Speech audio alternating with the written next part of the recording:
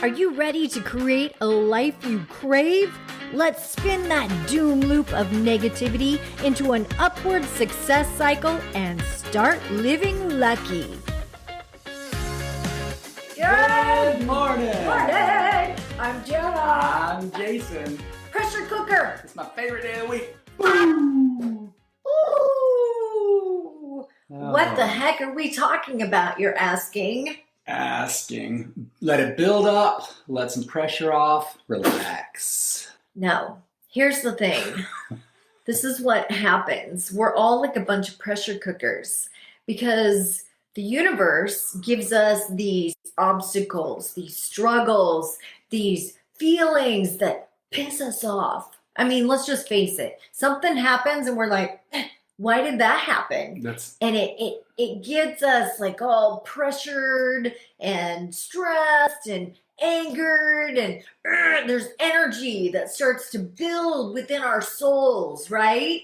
And it starts to cause this discomfort, this disease, and it makes us want to change, or it makes us want to take action. It makes us want to do something about it. It makes us want to head toward our North Star, go toward our goals. When you know what the goal is. Find more possibilities, more potential. And then this is what happens. We start to take steps toward that because we're so uncomfortable and so mad and angry. You've reached that level of positive discontent where you have to move. Yeah. So this energy makes us move. And then as soon as we start to move, we start to get some results. And as soon as we start to get results, now we're not as uncomfortable. Yeah. We're like, oh, okay, we're back in our comfort level. And so it kind of relieves the pressure a little bit. Oh, thank goodness. And once that pressure relieves, anymore. We don't have that motivation. That drive. So that's why when I say we need to have radical gratitude for the shit in our lives, you might understand that a little more. It's almost like the universe is doing us a favor. How lucky am I when we face these challenges? Because what the universe is really doing, what God is doing, is saying, hey, there's something here. There's something here inside you. And if you can just learn from this, if you can learn from this and get better and get over this hump, you're gonna find a whole new level of life. And what happens is you can either let those humps build up and turn into mountains. Yes. Or you can just use the humps as stepping stones. But if you train yourself to look for the gratitude and the radical gratitude, and you learn to look for the lesson quickly, then you get to use the humps as like momentum. Use your humps. Your lovely lady humps. Adversity humps. I was trying to think of something in there. But so you train yourself in that kind of like that spin positive. Yeah. And when you become instinctual at it, yes, you don't get discouraged by those adversities and those obstacles in the way. You start using them almost as catapults forward, and it's a momentum builder instead of a let's step back, let's rest, let's relax. It's like, that's why we have coaches in our lives. We're all a bunch of pressure cookers. Yeah. Sheila, Patrick, Marilyn, David, Julie. Where's Julyn? I don't see Julyn, but I see Brenda. Are y'all a bunch of pressure cookers? Have you ever experienced this? Okay, here's an example. Have you ever said, oh, I'm going to lose some weight. I need to lose some weight. And you're at the point where you put on your pants and you're like, you know what? They just don't fit anymore. I'm just disgusted with myself. I'm going to go on a diet. Wow. You know, you get to the point where you're just like, I can't do it anymore. Or maybe your wife says, I'm just disgusted with you. Look at that dicky-do. Oh. Okay, I Where would your never belly, say where your that. belly sticks out further than your dicky do. Okay, that's what that is. Anyway, he's usually a reflection of me. I can usually tell if I need to lose weight just by looking at my husband. But anyway, here's what happens is you start to eat better, you start to feel better, you start to look better, right? And 3 weeks in, you're like, oh my gosh, I feel great. My pants fit. My pants are fitting. People are starting to compliment me. Put the donuts back in the Life bag. is great. And so then what do? You're like, I deserve. I'm going to treat myself. And again, back to the treating ourselves. Back to the pattern. So it's like the pressure cooker. So the pressure cooker, the pressure builds when our pants don't fit. Literally. And so it causes us to take action. And then we start taking action. And then once we start getting positive results, relieve the pressure. We relieve the pressure just a little bit. And then what do? Go back to our pattern. We fall right back into our patterns. And most of the time, it even makes it worse. And here's why. Because now we have the added layer of, oh, you know what? I failed.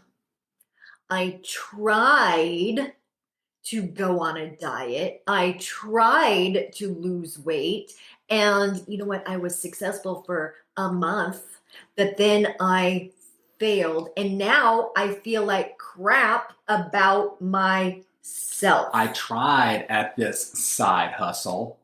And that's a big one for a lot of my clients. Is because it's a side hustle. Yeah. Well, I tried it for X number of days or months or whatever. And the thought is I put everything in, but what happened is I put effort in until some pressure was relieved. I got some results, and then I wanted it to go on its own, but I fell back into my own patterns. I see that all the time with clients. Okay, so Pam asked, what about when you take action and no results? Oh, that's big. So for me, when you take action and no results, we have to look at the action that we're taking, or does the process, will that process end up in results? So we have to look at what's the overall goal, and do these processes typically end up in results, or do we need to change the process? Okay, and I'm going to piggyback off of that.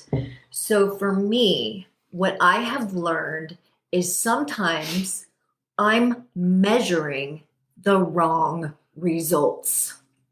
Yeah.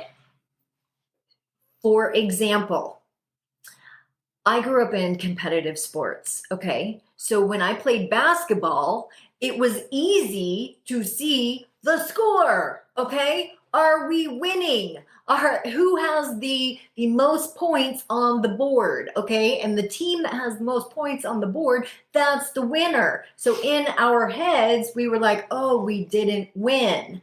Well, when you're in a losing streak, when you have a team that is brand new, a team that is what we call green, a team that is building, learning and building, it's very defeating to not have the results on the scoreboard that you want.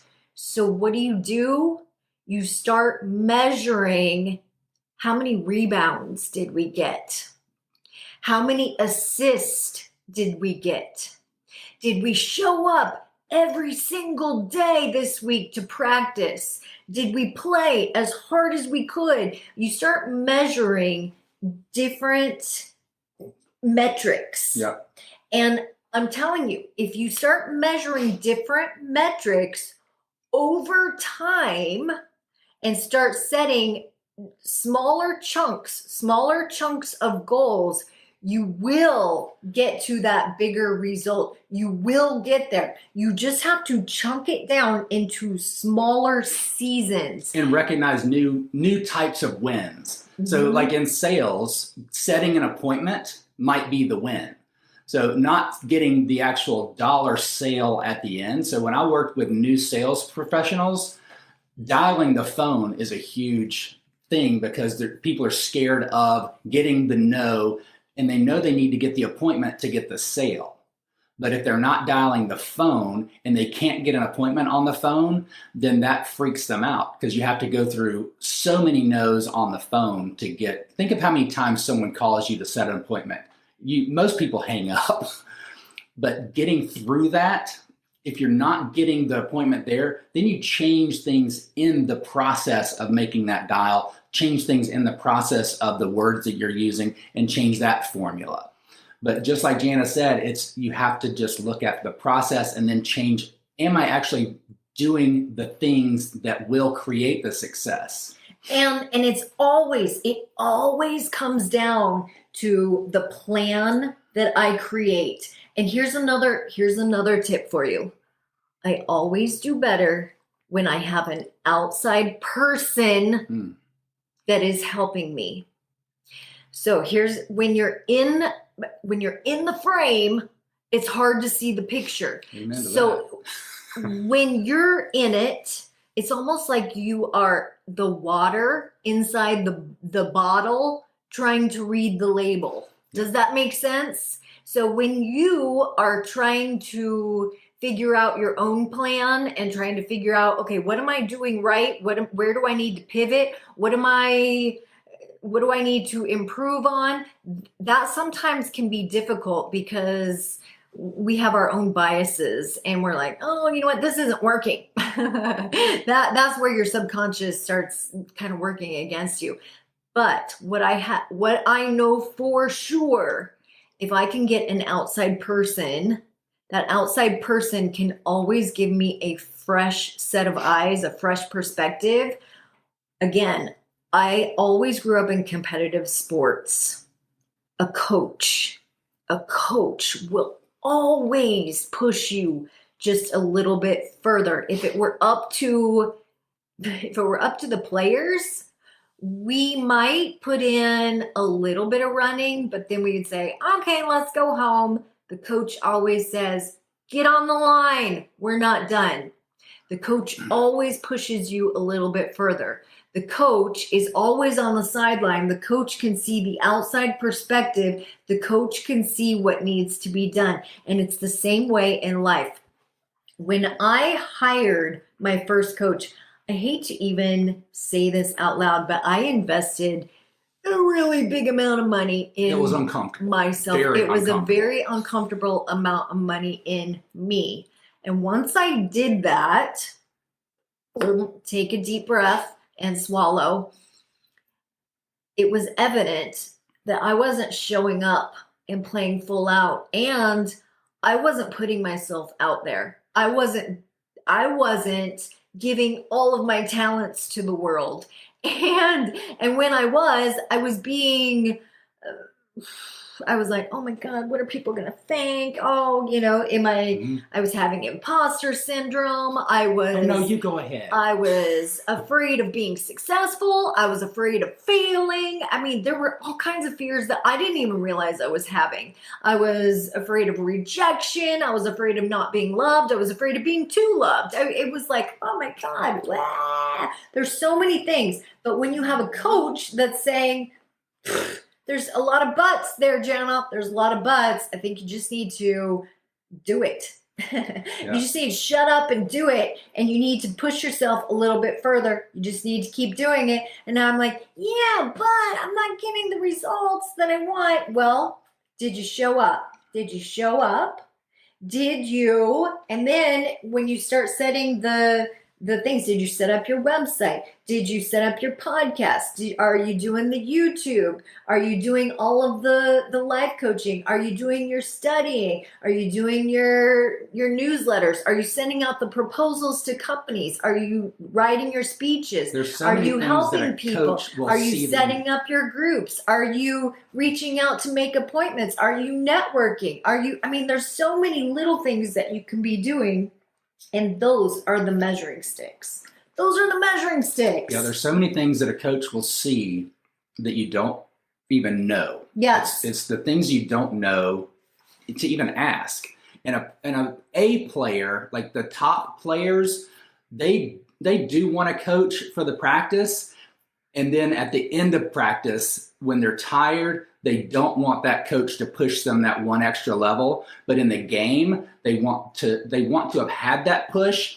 And they also want more coaches looking down and saying, so they can say, all right, coach, what do you see that I'm missing? Because coaches will always see what you're missing, what's in your blind spot, and where you can capitalize. I think we kind of got on a high horse, so That's let's all right. get off of it. But Julie is celebrating an anniversary today, so happy anniversary! Yay! Happy anniversary! Woo! Excuse us if we sing off key. And we just want to say thank you guys for joining us. Eduardo's here. Good morning, Eduardo. We love having you here. And I think Sheila is actually at Disney World. So have fun. Have fun. We love you guys. Enjoy your day. Oh, Stacy's here. Stacy just dropped the kids off. She's a bus driver. Me too. Oh, different kids. Jason dropped the kids off at the pool. Love you guys. Have a great day. Right. Bye-bye. Happy Thursday. If the idea of living lucky appeals to you, visit us at startlivinglucky.com.